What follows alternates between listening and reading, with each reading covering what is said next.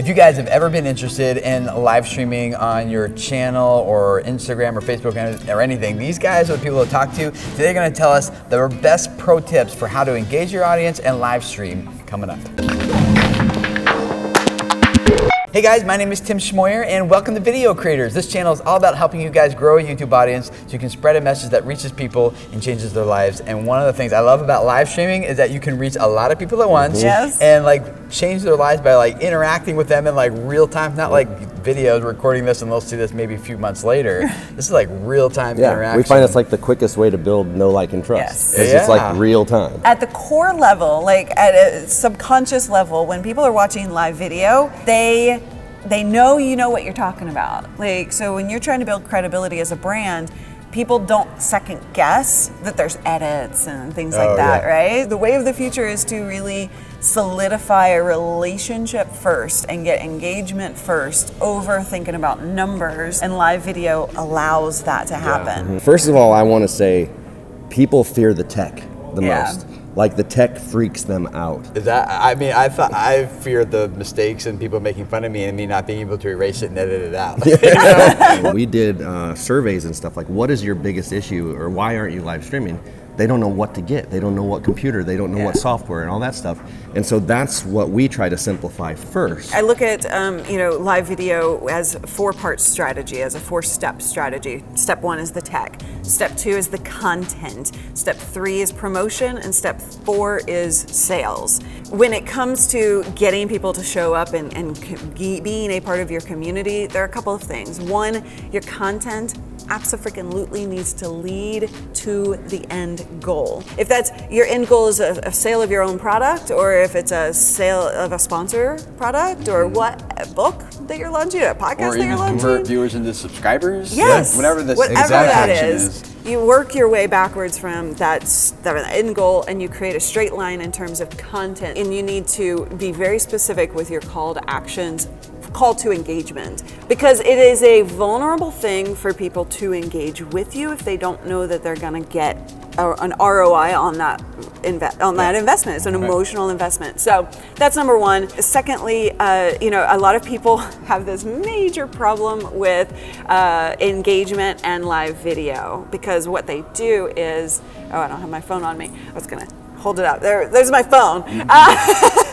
So, they go live, and I call it the squirrel, right? So they go live, and they're like, hey, I'm going to deliver this awesome thing. You're going to learn how to live to 200 years old. Are you ready? Hey, Tim! Oh my God, I'm so glad you're here. Thank you so much, right? And like, there's this whole like, you never finish your sentences, you get interrupted, you can have your phone back. So I look at a show flow. So first and foremost, you open, you tease your audience, tell them what's coming up, and then you introduce yourself, and then you ask a question. So you get that engagement right off the bat, specifically topic related, and then you deliver some value, and then you break for the engagement. While you're delivering value, you don't engage. You dedicate that time to giving. And so you segment out your show flow.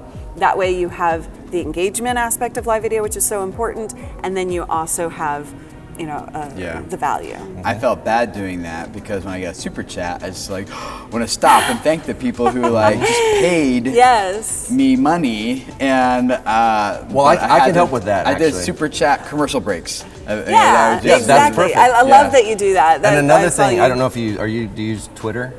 Yeah, sure. Okay, because like what you can do is I can set it up so that when you get a super chat, it'll tweet the person thanking them for the super chat, so you can keep on going, and that'll just happen. That's like level 6.0.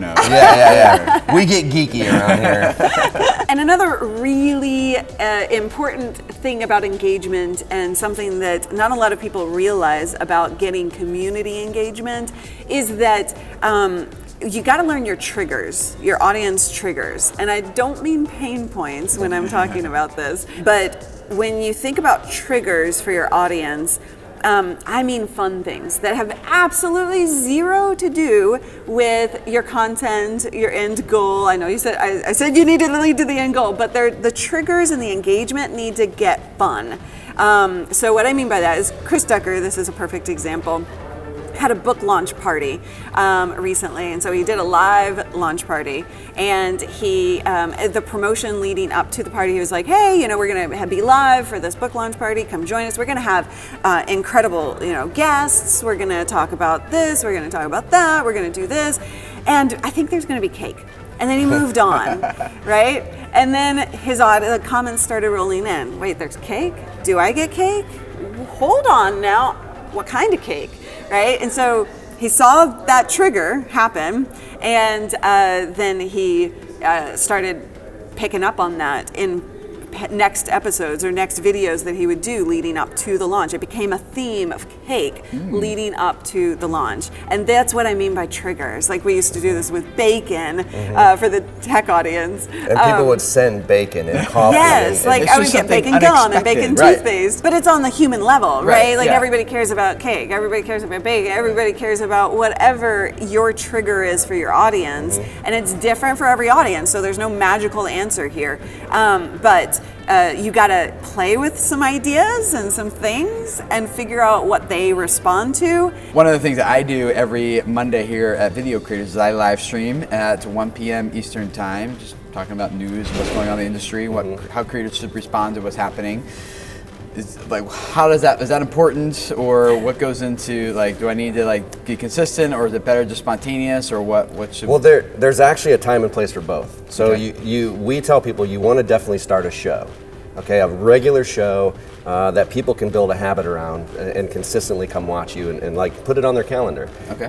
And we always tell people, because people are like, well, you know, I have an international audience, when's the best time that I should do the show? And we tell people whatever time works for you, because if it doesn't work for your schedule, guess what you're gonna do? You're gonna find reasons not to do it. So start that live show, be very consistent, do it at the same time every week, every day, every other week, whatever it is, but just be consistent, and you lead people to that event. You're like, okay, don't forget to join me Monday, or you get on, hey guys, tomorrow's Monday, don't forget, I'm gonna be live, we're gonna be talking about this topic. If you guys have anything you wanna add, post that in the comments under this video and we'll respond to them on the show. What resources would you guys recommend for people who wanna take their live streaming to the next level? So we have livestreamingpros.com/tech, and that is a free workshop, no obligation, just go in there, take that, and learn why you want PC over Mac, learn about the other levels, why you wanna use them and all that. And then she's also put together a quiz that can help you go up through the levels. I went through the tech workshop, I'm taking the quiz, but those links are down there in the description below. Go check them out, and it'll be very helpful for you in your live streaming goals and strategies going forward. I started not being comfortable pretending. And so, you know, and then I had to really face the facts. This partnership isn't working. You know, the business itself wasn't doing as well as it looked like from the outside, you know, and I had to face that fact.